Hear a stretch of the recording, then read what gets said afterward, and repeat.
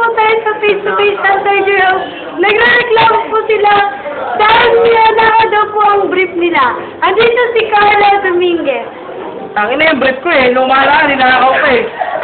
Makita ko talaga yung lalaki yung papatayin ko yun. Yun lang. Tapos na po si Max Xavier Lipag.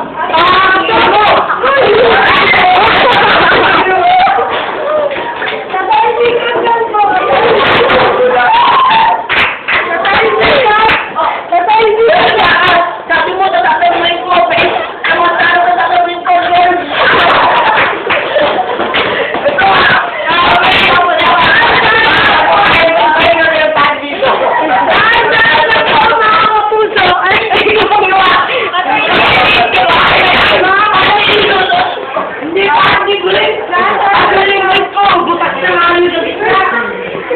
Ito may tali!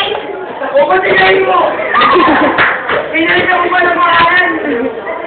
Papasok po ang nakakita ng pangyayari. Later! Pasok! Ikaw na lang kasi. Oy, sila talala, sila Kasi, dali! Ito ang kinakawa na natin!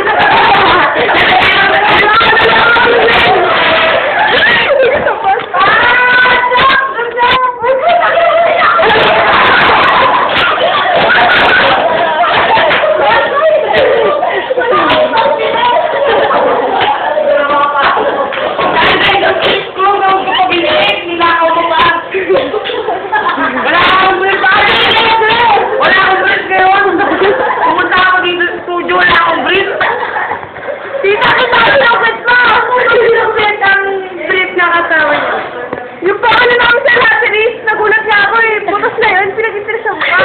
Kapag ng mukha. Ano pang masasabi niya, Max Xavier? Wala ko nila ako na brief ako. Tardado ka. May brief ako tatlo. Tatlo yung brief ko. Wala ko. Ngayon, apat na lang. Apat. Tingin mo, wala ko nila ako na brief dyan. Sabi mo sa kanya. Wala daw sa nila ako na brief. Ano sabi mo?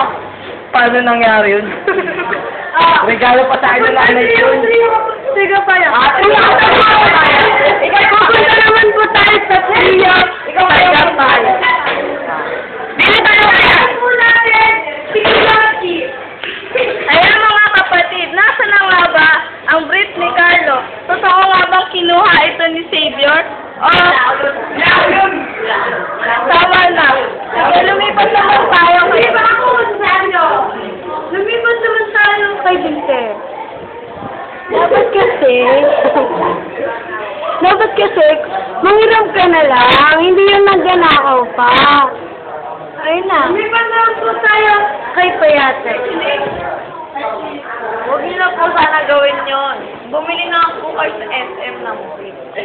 Ayan, Diyos talaga. Sorry niyo na po yung brief niya sa kanya dahil wala po siyang brief ngayon. Thank you. Anong masasabi niyo, Carlo? Salamat na sa pagtayo. Balik mo na lang sa akin. Yun lang. Mautisa ka. Ano?